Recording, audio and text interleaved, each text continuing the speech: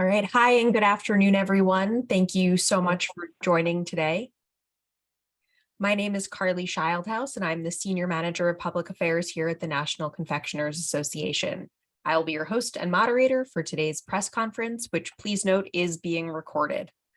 Before we begin today's program, we wanted to provide a few housekeeping items related to the question and answer portion of the press conference. During the remarks, all attendees' lines will be muted, so please remain muted. To ask a question, please use the raise hand feature found in the reactions box on your Zoom portal. Your name will then be added to the question queue. Presenters will address your question following their comments, and when you're prompted to ask your question during the question and answer portion of the program, you may unmute yourself to ask your question live on the line. Before asking your question, please remember to state your name and outlet. Joining us today, we have John Downs, President and CEO of the National Confectioners Association, Nancy Roman, President and CEO of the Partnership for a Healthier America, and Hank Cardello, who is the Executive Director of the Leadership Solutions for Health and Prosperity program at Georgetown University's Business for Impact and Chair of the Portion Balance Coalition. And with that, John, the floor is yours. Thanks, Carly, and thanks everybody for joining us this afternoon. First, let me thank Nancy and the entire PHA team for their strategic collaborative partnership over the last 5 years. Nancy and her team are true professionals in every sense of the word, and I know that my team and I enjoyed our close working relationship on this excellent commitment that we made with PHA 5 years ago. And also let me thank Hank and the Georgetown University folks for their nice effort in the validation process of our industry's data. In 2017, we set an ambitious goal to provide more transparency, create more portion guidance options, innovative packaging, and educate consumers about the unique products like chocolate and candy, and that they can be an occasional treat and a balanced lifestyle. We're proud to announce today that we met and exceeded the metrics associated with our 5-year commitment with PHA. We were glad to have the independent validator of Georgetown University and Hank and his team involved in every step of this process. As we look back over this achievement and accomplishment, I think I'd like to say that the scale of these of our member companies and the ability to collaborate and drive this meaningful change in the marketplace by offering more transparency, more portion guidance options, and educational tools for our consumers as they are trying to manage their sugar intake for themselves and their families is unmatched as it relates to an industry and an NGO partnership. It's also helped provide informed choices as well as drive directional alignment within the broader confectionery category. In fact, 85% of chocolate and candy sold today comes in packaging that contains 200 calories or less per pack, whether that's individually wrapped products or multi-packs that contain smaller packages inside.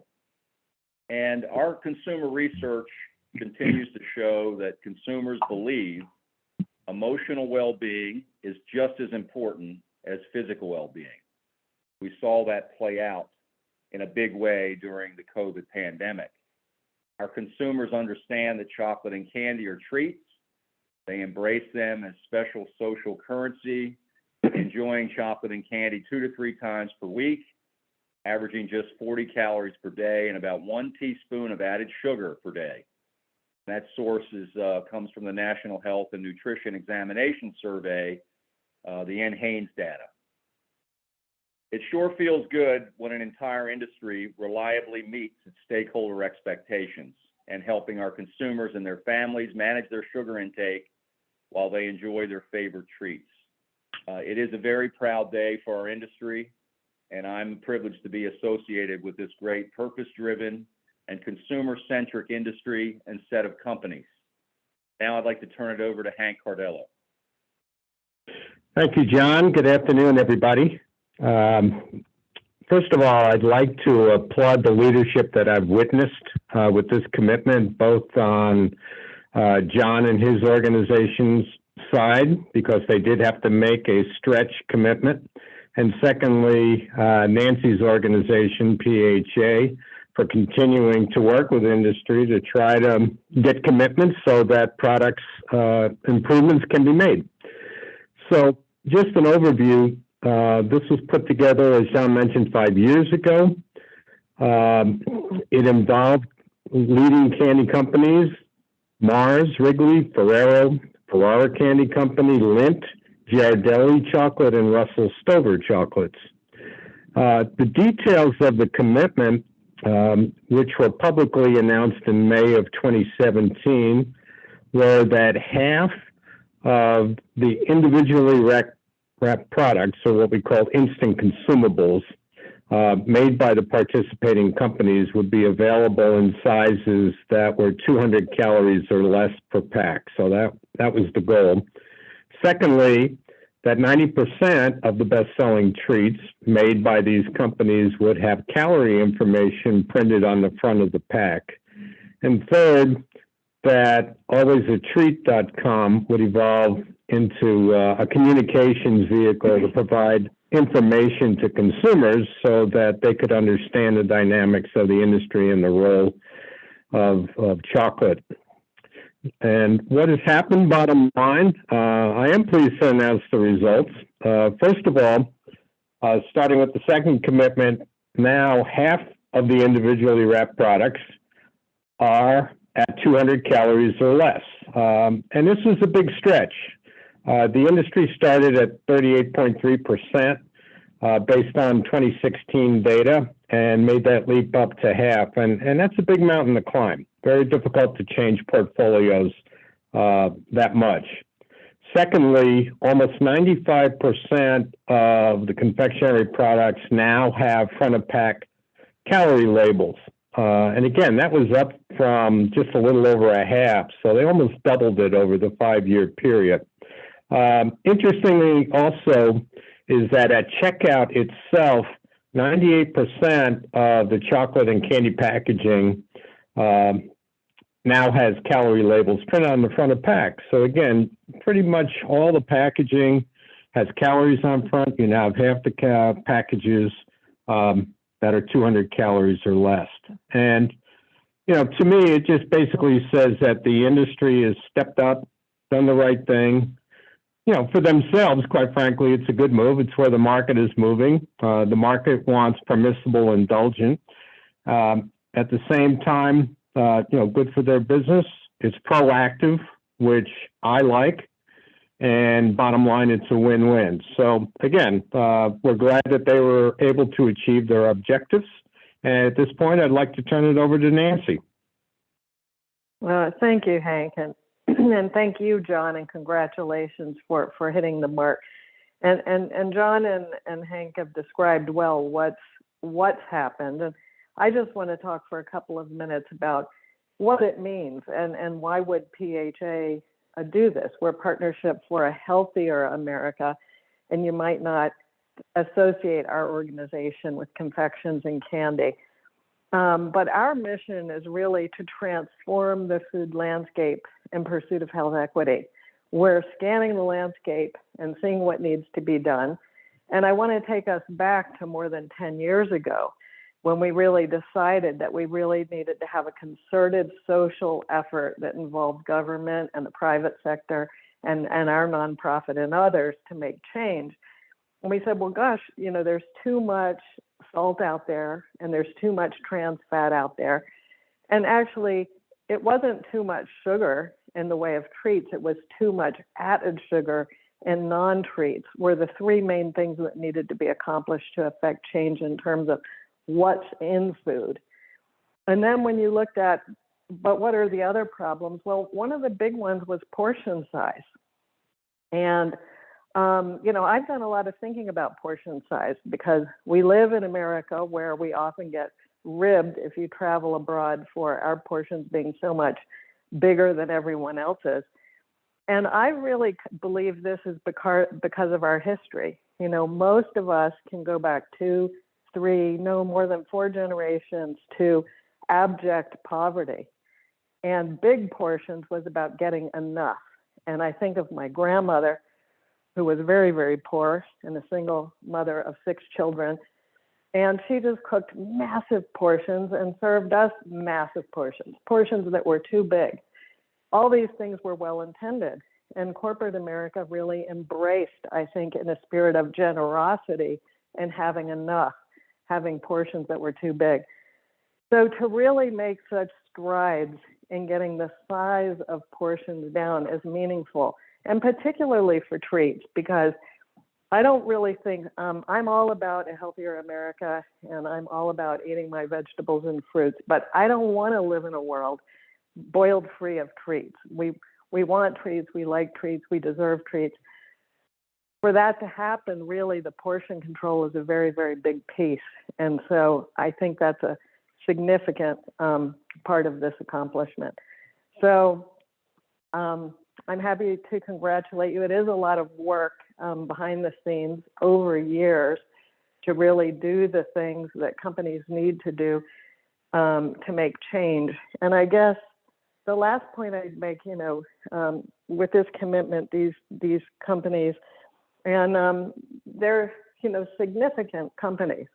Mars Wrigley, Ferrera Candy Company, Ferrero, Lindt, Ghirardelli, Russell Stover's, these are big brands. And when you do something like this, it is leadership that can set trends and inspire others. And that's how you really get to cultural changes, which is what we need if we really want the landscape of food to be healthier across the board. All right. Thank you, John and Hank and Nancy. So to everyone else on the line, we will now transition into the question and answer portion of our press conference. John, Nancy, and Hank are available to answer your questions. Just a reminder, to ask a question, please use the raise hand feature found in the reactions box on your Zoom portal. Your name will then be added to the question queue. When you're prompted to ask your question, you can come off mute, state your name and outlet, and ask your question live on the line. After you ask your question, we do ask that you remute yourself. So I see Megan with your hand up. Please unmute yourself and ask your question. Hi, good afternoon. This is Megan Pointsky from Food Dive.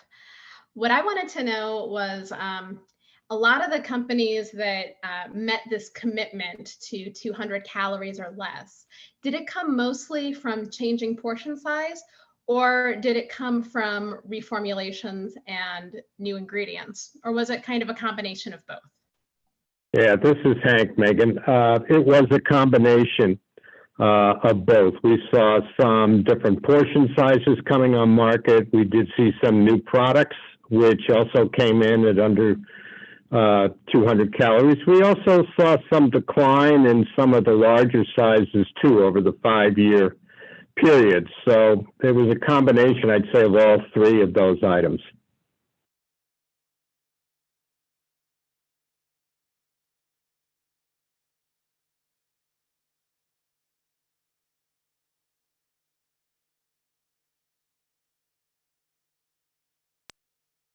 Hi, sorry about that. Tony Myers is up next.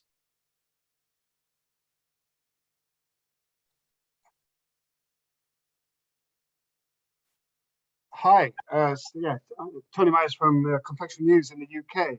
A two-pronged question. I just wondered if the research is throwing up any data on the demographics of the consumers, what type of consumers are engaging with the type of this new type of candy packaging, and also it would be interesting to know if you've discovered any kind of regions in the US that it's becoming more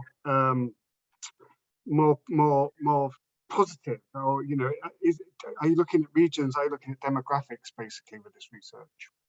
Yeah, hi Tony, this is Hank again. Let me answer your second question first. We used IRI data, which is national data, to assess, what the changes were in the number of individual items. So we don't have regional data on this. Going back to your question on demographics, this particular study did not assess demographics. However, in a previous study, we looked across different consumer segments, starting from those consumers who are very healthy to those who are really have highest rates of obesity. And the interesting finding we had found as we looked at all indulgent products is candy and confection products and chocolate products were very different than others in that all consumer segments purchase candy and chocolate at the same rate. So we didn't see any distinctions across all consumer groups, unlike, let's say, soft drinks, where the healthy folks really did not consume as many sodas, and those with higher rates of obesity did consume disproportionately large. So that was a very unusual finding about candy and confections. Okay, thank you. Hey, Tony, this is John. I Hi. think, how are you? I'm good, thank you. Yeah, it's 8:30 in the evening here. We just lost our monarch, Queen, but yeah, we're good. Yeah, condolences from all of us over here. So thank you. No, it's a sad day, of course. Yeah, it is a sad weather. Yeah, she's obviously been in my life as long as I've been, on this planet. So it's a bit weird not having her. But anyway, thank you, John. Thank you for your kindness. So let me say that to Carly and Chris, I think it would be helpful to maybe refresh Tony with our state of the treating report, as well as what Hank just mentioned in terms of the segmentation data. Obviously, we didn't do any demographic research around this related to the commitment, but we know from our state of treating and the segmentation research that we have that there is some trends there related to demographics that are rather interesting, related to portion guidance, innovation, low and zero sugar, et cetera, in terms of consumer purchasing habits and consumption. So I think we'll get the team to send that over to you. All right. Thank you, John and Hank. I have Elise Thompson up next. Hello, this is Elise Thompson with Candy Industry. I just wanted to ask, what's next? Are there any plans to expand this initiatives to other companies or move beyond half of individually wrapped products with 200 calories or fewer? We don't have any concrete plans at the moment to do that, but we have seen really strong directional alignment from other confectionery companies as they embrace the spirit of this commitment and some of the things that they're doing in the marketplace. So we have our industry fully aligned with this industry commitment, and obviously this is a journey. We won't stop the journey, but we haven't made a decision yet in terms of extension to something else at the moment. Good question, though. Thank you. Thank you. Are there any other questions at this time? All right. Well, then with that, I will turn it back to John for some closing remarks. Oh, I'm sorry. Okay, there is, I'm sorry, John, to cut you off. There is one more question from Kanta. Okay. Hello, everyone. This is a fantastic conference. Just a quick question. Is the candy industry in the United States going to do anything about the front of pack implications that are coming from the NOVA classification, the added sugar component? Well, I think Nancy addressed that in her opening comments as it relates to dealing with public health and the real issue of the complex issue of obesity. Obviously, we're all frustrated that the situation is not getting better fast enough. Mm-hmm. But if you look at confectionery products, we're less than 6% of added sugars overall in terms of average American consumption.